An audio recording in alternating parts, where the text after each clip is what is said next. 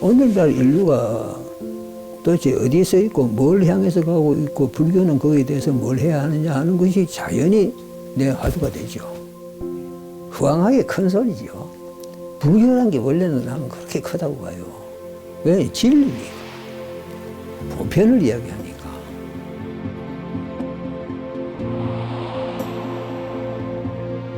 극단이란 거는 편견이고 편견이란 거는 좁은 뇌입니다.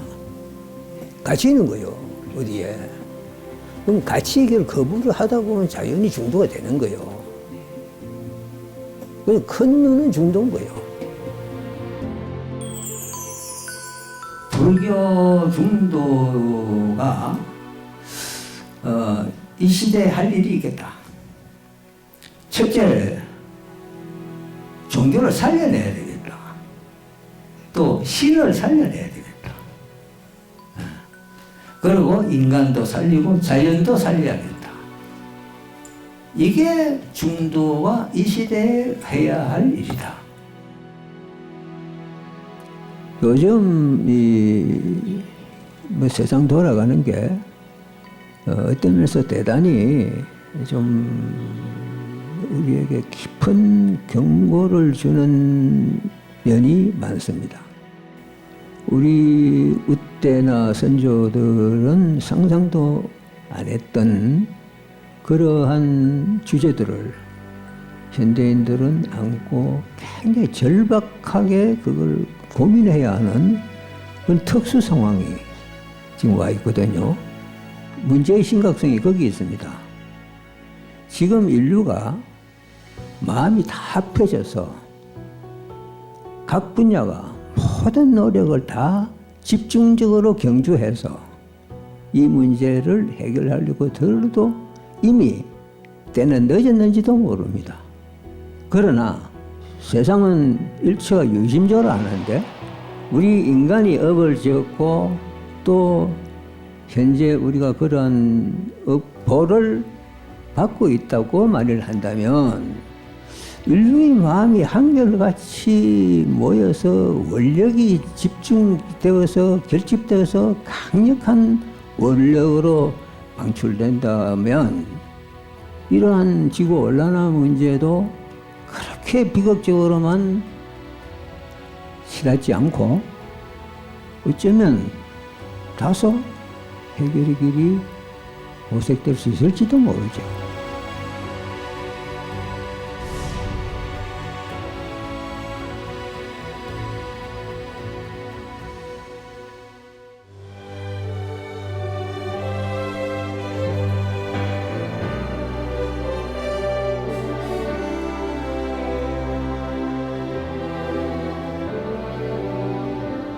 안녕하십니까. 지금부터 중도 포럼 2022 중도와 지구환경위기, 기후위기를 시작하겠습니다. 저는 오늘 사회를 맡은 고요한소리 이사 최재용입니다. 반갑습니다. 다음은 고요한소리 공동대표 하주락 변영섭 대표 가운데 변영섭 대표님의 인사가 있겠습니다. 안녕하십니까. 맑고 선선하며 아름다운 가을날입니다. 일이 좋은 주말 가을나들이 뒤로 하고 고요한 소리 중도 포럼 2022에 참여해 주시는 여러분 고맙습니다. 하나뿐인 지구가 심하게 병들어 가는 소식이 도처에서 들려옵니다. 지구환경 위기가 지구촌의 삶에 얼마나 위협적인가. 지구환경 위기는 현재 인류가 당면한 가장 절박한 문제가 되었습니다. 기후위기, 해양위기, 식량위기, 보건위기 등등 총체적 위기가 급박하게 몰려오고 있습니다. 도저히 외면할 수 없는 현실로 닥쳤습니다. 왜 이런 사태가 벌어지는 걸까요? 우리는 과연 무엇을 어떻게 해야 하는 것일까요? 오늘 아픈 지구와 우리의 삶을 걱정하여 이 자리에 모였습니다. 잘 아시는 바와 같이 고요한 소리 회주이신 활성 큰 스님께서 지난 30여 년 동안 한결같이 팔정도 법문을 해오셨습니다. 사람이 사람답게 사는 길, 팔정도, 즉 중도의 가르침을 실로 다각적으로 일러주셨습니다. 스님께서는 늘 우주는 자비구조라고 말씀하십니다. 건강한 지구와 건전한 인류를 위하여 경책을 베풀며 자비로 격려하는 우주, 그 우주의 메시지는 무엇일까요? 우리가 겪는 힘든 고비마다 지혜를 배우고 향상할 수 있다면 실로 우주의 가피가 아닌가 합니다. 이제 지구 환경 위기를 우리의 삶을 돌아보는 교과서로 삼아 그야말로 위기를 기회로 바꾸는 노력이 절실한 때입니다. 고요한 소리는 중도 포럼 2022를 마련하고 부처님 가르침의 핵심인 중도의 입장에서 지구 환경 위기라는 이 중차대한 문제에 접근하는 길을 모색해 보고자 합니다. 의미 있고 생산적인 토론의 장이 되기를 기대합니다. 온라인으로 중도 포럼에 참여하고 계시는 모든 분들께 감사드립니다. 감사합니다. 다음은 중도 포럼을 이끌어 주실 좌장 미산 스님을 소개하겠습니다.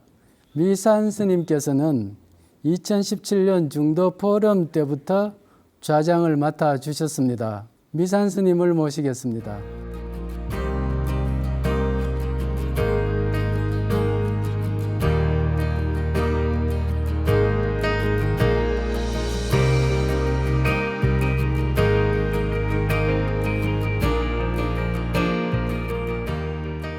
예, 다음 순서 바로 진행하겠습니다. 오늘 기조 본문을 해주실 고요한 소리 회주 활자 성자 큰 스님을 모시겠습니다. 활성 스님께서는 40여 년간 한결같이 부처님의 근본 가르침을 발굴하고 널리 선양하기 위해 노력하셨습니다. 그리고 붓다, 담마, 승가 이 삼보 가운데 무엇보다 부처님 가르침인 담마를 가장 소중한 보물로 여기고 우리와 함께 그 법을 오랫동안 나눠주셨습니다. 부처님께서는 담마를 보는 자 열애를 본다고 하셨지요. 오늘 활성 스님께서 현재 인류가 처한 지구 환경 위기 문제를 담마의 관점에서 볼 수 있도록 높은 법문 해주실 것입니다. 함께 경청하겠습니다.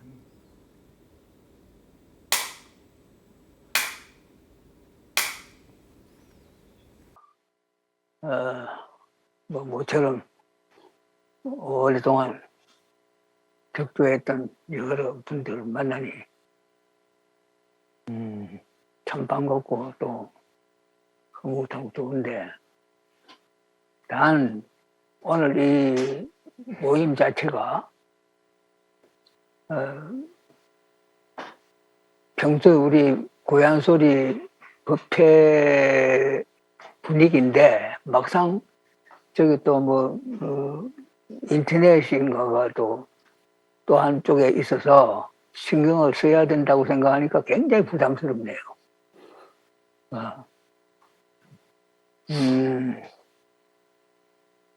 늘 의식하고는 도저히 안 되겠고, 그래서 아예 무시하고 그냥 여러분하고 평상시에 내가 뭐 법회하던 식으로 그런 식으로 하겠습니다.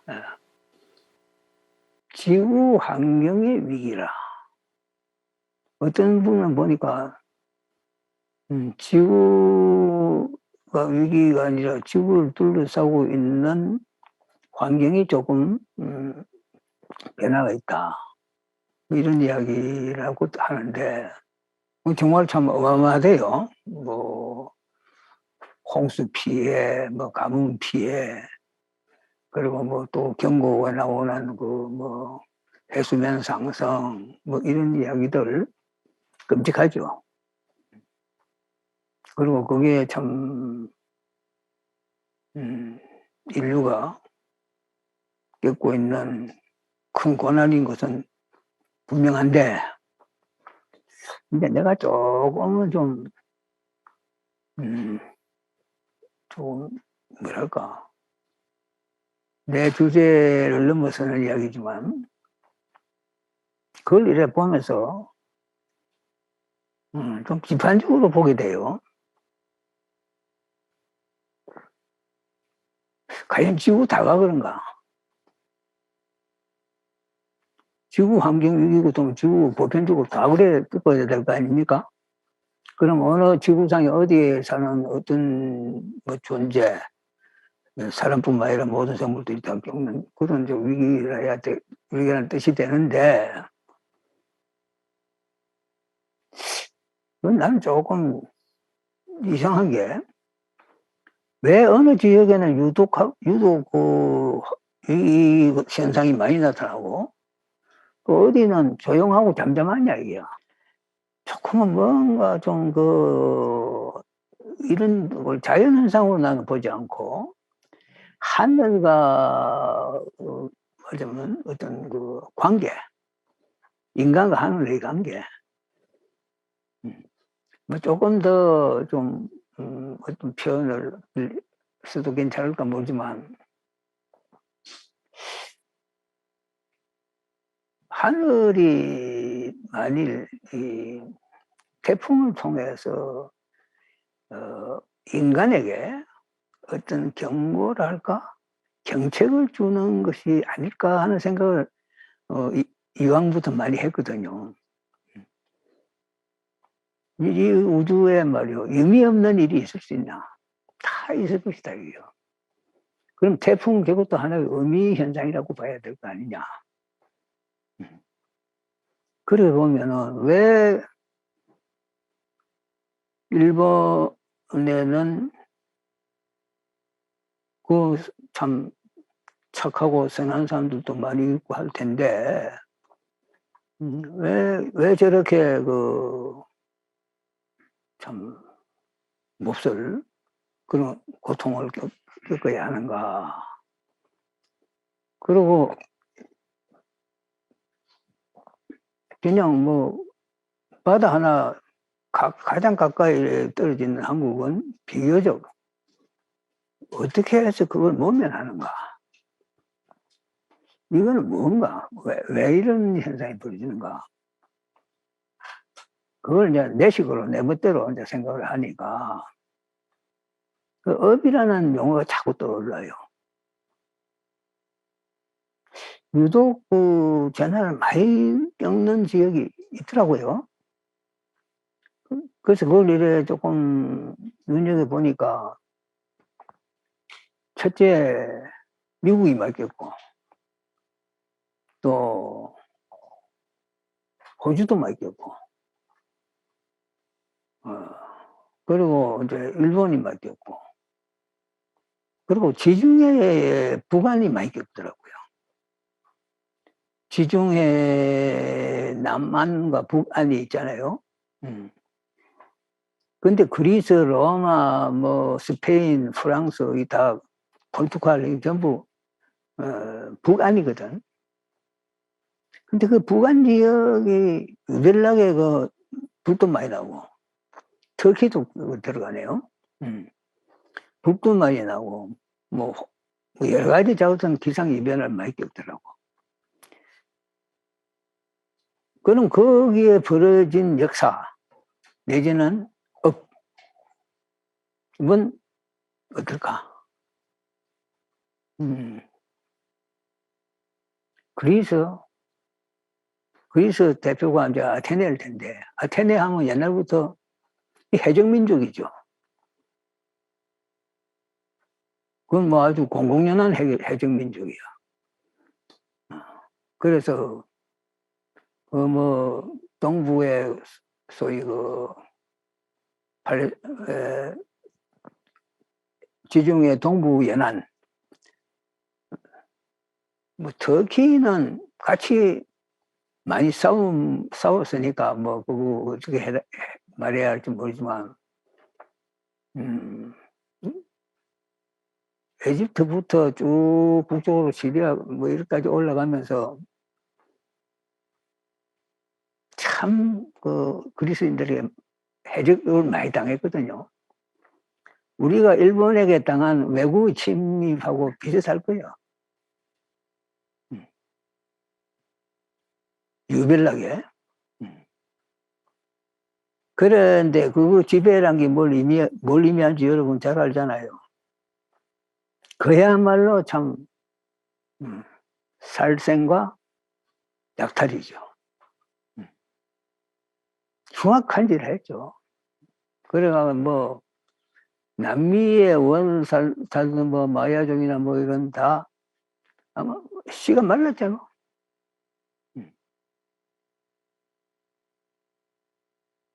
너무 흉악한 일을 했다. 이제 그러한 것을 보면서 하늘이 인간에게 업을 통해서 보를 안겨준다. 이런 생각을 하면서 그러면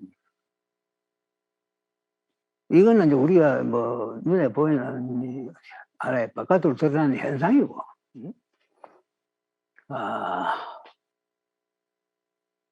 그걸 불교식으로 조금 더 해석을 해보자면은 업보만 논할 게 아니라 좀 더 깊이 파고 들어가 보면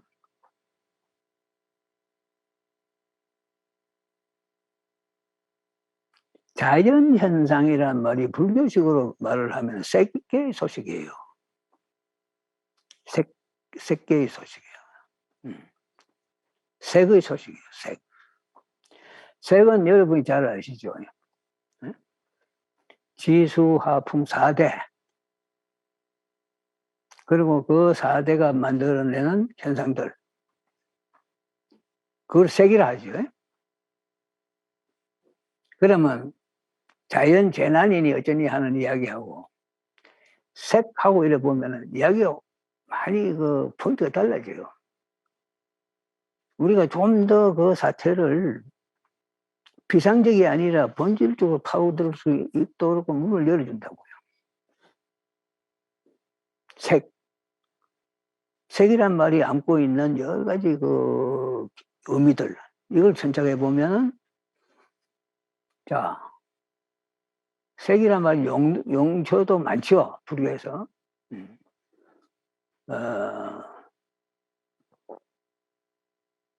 우선 제일 먼저 뭐 색수상 행식하는 온, 또 색성향 및 족법하는 육처, 외육처.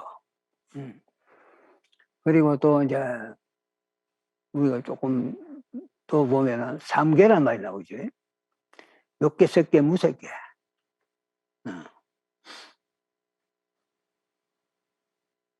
이러한 여러 가지 의미로 색이 쓰이는데 그 중에서도 예를 들면 색계 이런 말을 쓰면요. 색계는 말하자면 그 뒤에 나오는 무색계에 대칭되는 말이거든요. 무색. 왜냐면 색이 없다. 근데 색계란 말은 그거에 대칭하면 무색은 아니고 색은 있다. 그러나 그게 고도의 정신적인 세계다. 이런 이야기거든요.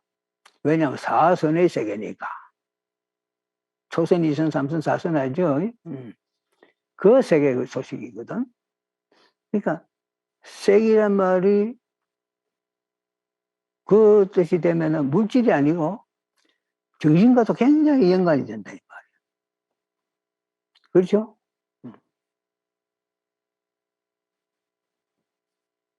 그럼 정신과 물질을 이분법하는 이 우리 사고로 볼 때는 조금 말하자면 뭐랄까 혼란이 일어난대요. 완전히 딱 그어서 선을 딱 그어서 요거는 물질계, 요거는 정신계 이럴 수가 없지 않나 하는 생각이 든다고. 색계가 분명히 고도 정신성이거든. 우리 인간도 보면 물질이고 자연도 물질이고, 그럼 자연과 인간의 경계는 어디냐? 그렇게 보면 서양에서 말하는 자연이라는 용어 자체가, 그 물질이라는 말 자체가 대단히 애매모호하고 추상적이다.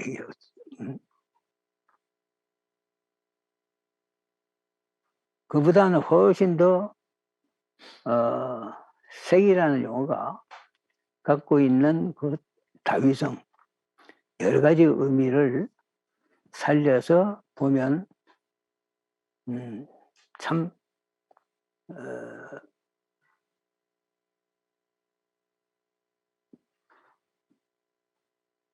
우리가 불교에서 얻을 수 있는 또 현재와 같은 재난, 소위 재난 위기에 대처하는 데 있어서 많은 그 시사점을 주지 않을까.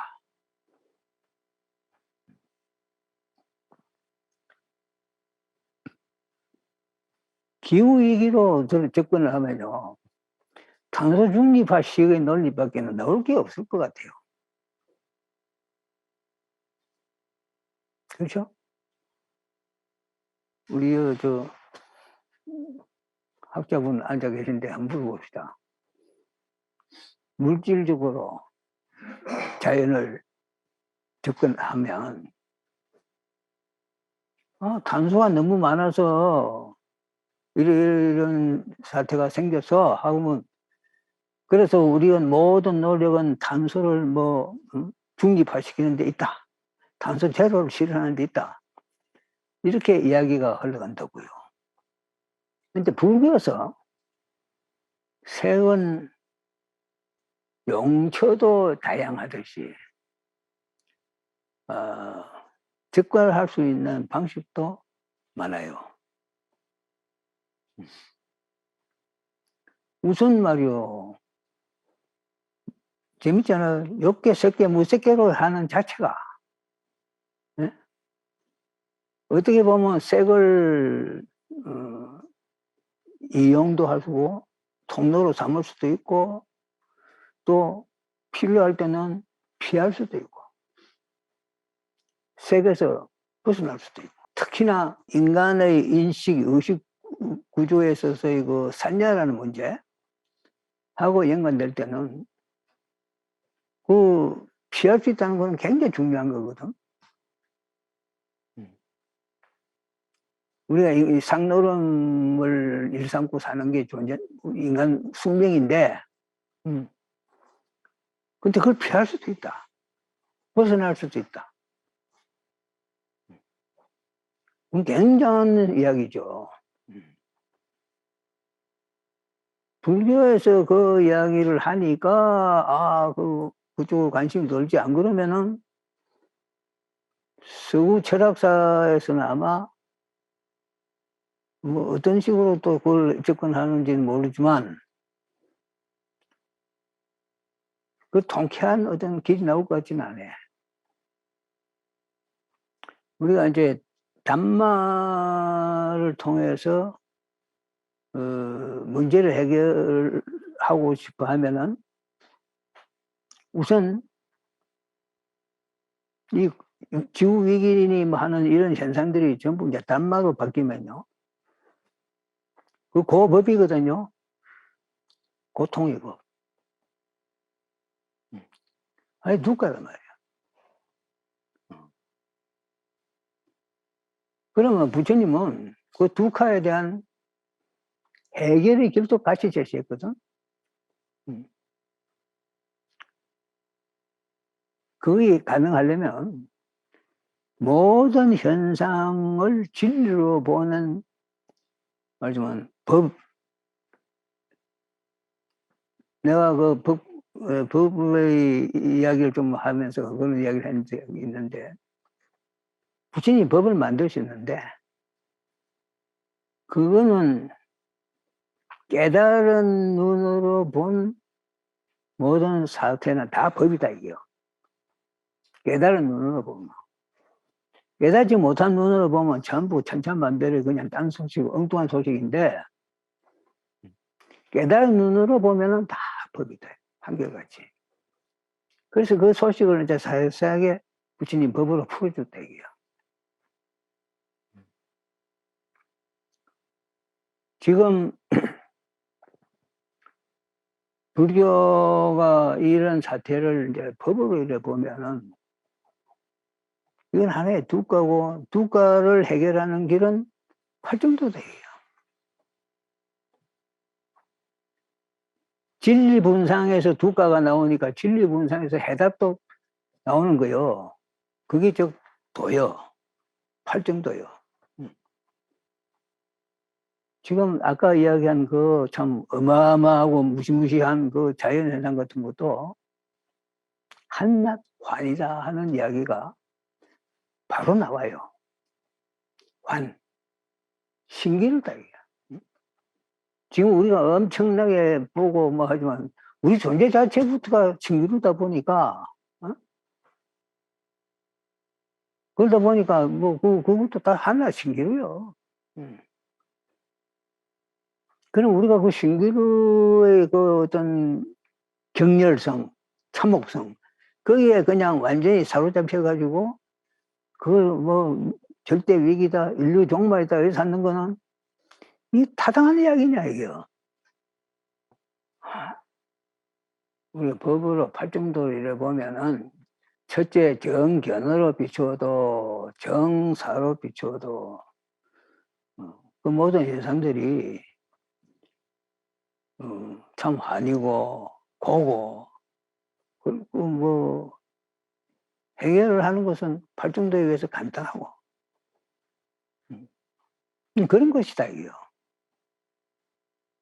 우리가 그 앞에 그냥 주눅 떨고 공포에 떨고 뭐 할 이유가 없다 이게요.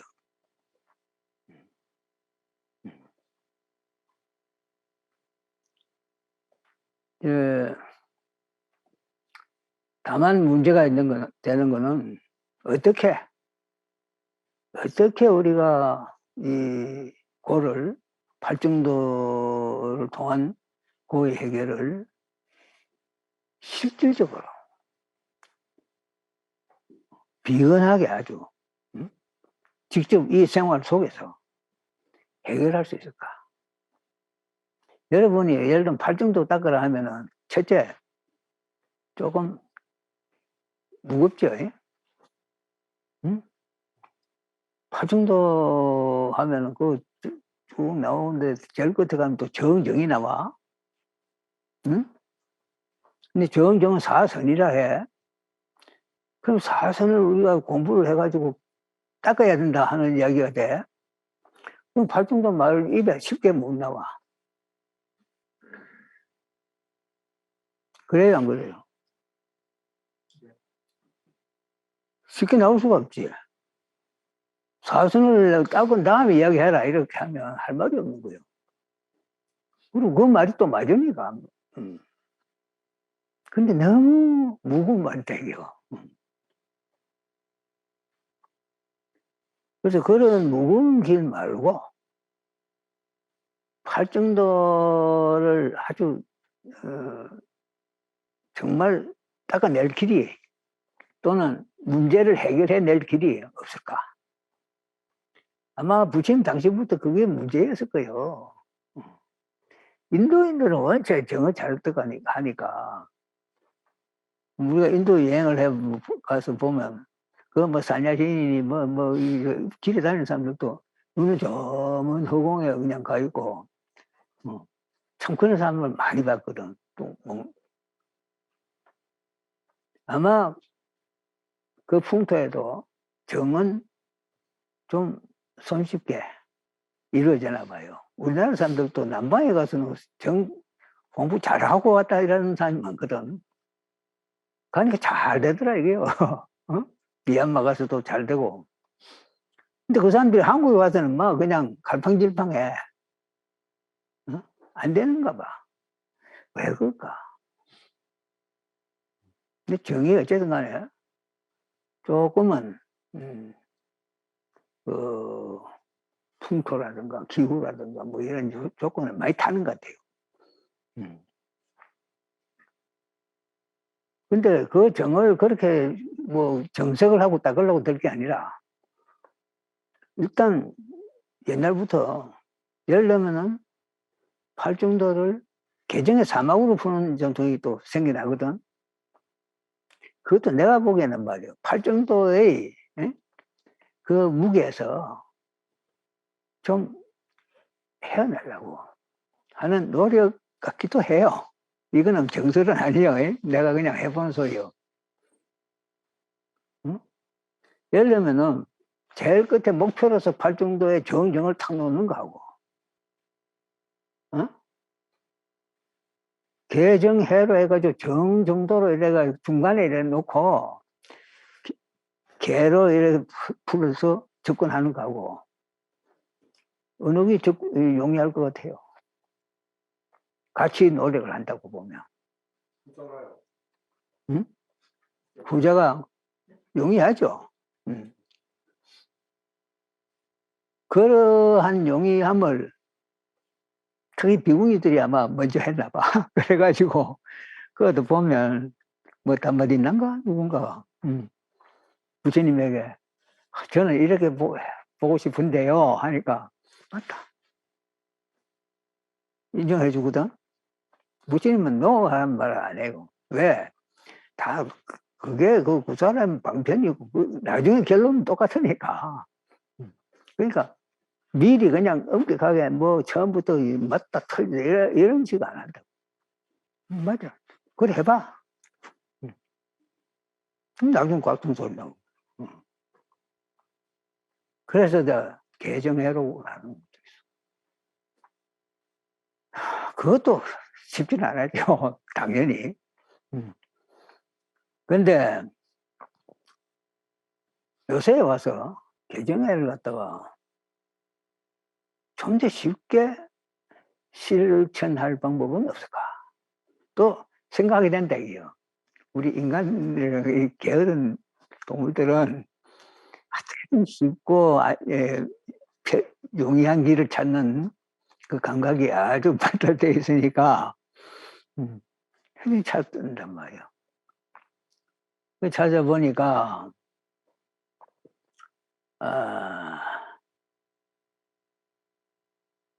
소욕지족이란 말이 나와요. 많이 여러분 뭐 우리도 여기서 많이 접했죠, 많이 썼죠. 소욕지족. 근데 이 소욕지족을 내가 조금 무리하는지 몰라도 억지로 해석을 붙여보면 소욕은 분명히 개죠. 네? 개 맞잖아요. 지족. 족하다 하는 상태, 그거는 선의 상태하고 통하거든. 만족하고. 근데 만족할 줄 안다 하는 이건 지혜거든. 지. 그래서 개정해가 내내 소욕지족으로 딱 마무리가 돼요. 무리입니까? 어? 그래 볼 수 있겠죠? 그럼 소욕지족을 우리가 그냥 뭐 어떤 뭐 하나의 그 생활 태도로서 아주 비근한 것으로만 생각할 게 아니라 팔중도하고 통한다.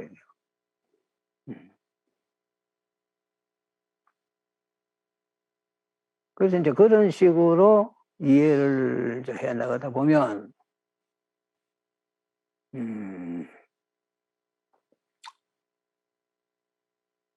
우리 일상생활에서 소욕지족을 가장 그것도 쉽게 실천하는 길이 뭘까?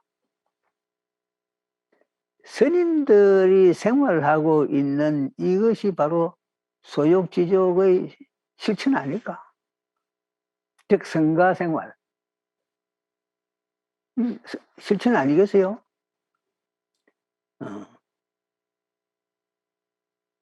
내가 스리랑카에 가서 보니까요, 스님들이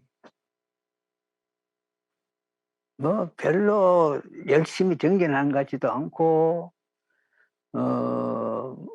어떻게 보면 뭐 별로 차이가 없는데, 딴 데하고는. 유독 그 사람들이 강조하는 게 두 가지가 있더라고. 하나는 오후불식이야. 그 오후불식만 해도 소욕을 실천하는 게 되고, 또 배고프다 하는 상태를 안 느낄 정도로 생활화되면은 그 상태가 굉장히 편안하고 좋아요. 실질적으로. 내가 출가하고서 소욕지족을 많이 오래 했는데, 지금까지 몇십 년 했는데, 그 저녁 먹는다는 걸 상상할 수가 없거든요. 첫째, 무거워. 아이고, 하루에 3끼를 다 어떻게 먹었지? 3끼나 다 먹다니. 이런 생각이 듭니다. 그 다음에 두 번째로 인도 스리랑카 선생님들이 강조하는 게 뭐냐면, 돈을 지니는 것. 오불식하고 돈 안 지니면은 합격이요. 그 무조건. 근데 돈을 안 지닌다. 나보고 돈 지니지 말라고 그래. 그건 내가 그랬지. 그럼 내가 한국 돌아가는 비행기 사서 누가 할 거야? 어떻게 할 거야? 했더니 아무것도 안 돼.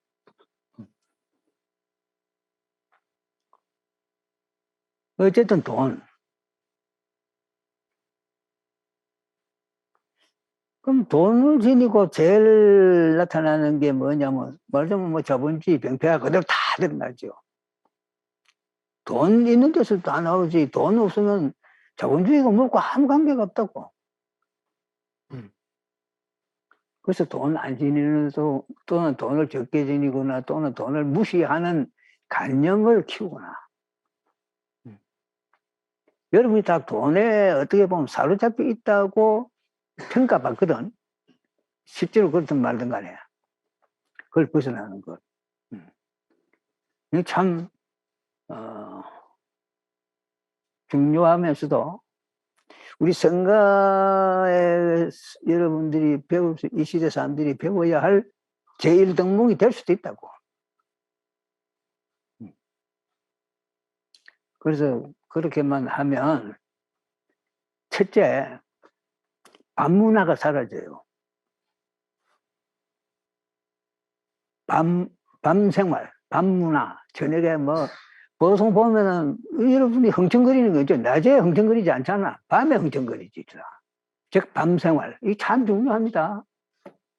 근데 그 밤생활을 잡는 거, 그게 아주 성가생활의 기본이라. 그것만 실천해도 우리가 소비생활이 가는 나머지 뭐 어떤 이런 지구 온난화가 말하자면 생기기까지 한다. 이런 식하고는 다르다고. 이 길이 나는 쉬운 길이라고 생각합니다. 예, 오늘 시간 때문에 이만 거지. 지금까지 우리 활성큰 스님 법문 청해 들었습니다. 사실 중도는 팔정도다 말씀 늘 해주셨는데, 오늘은 중도는 개정의 사막으로 축약할 수 있고 또 소욕지족으로 축약할 수 있다, 이런 말씀을 주셨습니다. 적게 먹는 것, 한 끼만 줄여도 사실 이 지구 문제를 해결할 수 있는 그 창구를 마련할 수 있다, 이런 말씀이고, 그 다음에 돈을 소유하지 않는 것. 자본주의 사회에 이건 거의 불가능한 일이죠. 근데 그것을 실천하는 승가가 있습니다. 스리랑카, 미얀마, 태국, 남방불교 스님들은 그걸 실천하고 있죠. 그래서 이런 말씀은 우리에게 지금 기후 위기를 뭐 어떻게 헤쳐가야 되는지, 코로나 이후의 삶이 어떻게 벌어질 것인가에 대해서 종교에서 다양한 담론들이 지금 이루어지고 있습니다. 이정배 목사님하고 저희 함께 그런 지금 토론을 하고 있는데, 그 목사님께서요, 첫 번째는 탈성장하지 않으면 매우 힘들다. 두 번째는 서구에서 만들어낸 이 무지무지한 엄청난 이 과학기술, 물론 굉장히 중요한 역할을 하고 있지만 자본주의는 서양에서 굉장히 크게 지금도 위세를 떨치면서 진행되고 있다고 합니다. 근데 굉장히 재밌는 것은요, 인간 중심주의 때문에 이게 됐다는 거죠. 그리고 마지막으로 정말 마음이 쏙 드는 게 탈종교. 종교가 정말 큰 역할을 하고 있지만 종교 본질에서 벗어난 많은 행위들을 역사 속에서 했거든요. 아까 처음에 서두에 말씀해 주신 여러 가지 일들이 왜 저런 말씀을 하시지? 하지만 그 이면을 깊이 들여다보면 종교라고 하는 미명하에 정말 많은 일들이 벌어지는 것들을 우리가 알 수 있습니다. 소욕지족의 본문 가지고 발표 그리고 토론자들하고 질문을 함께 드리고 토론해보는 시간을 갖도록 하겠습니다. 네, 감사합니다. 잠깐 쉬십시오.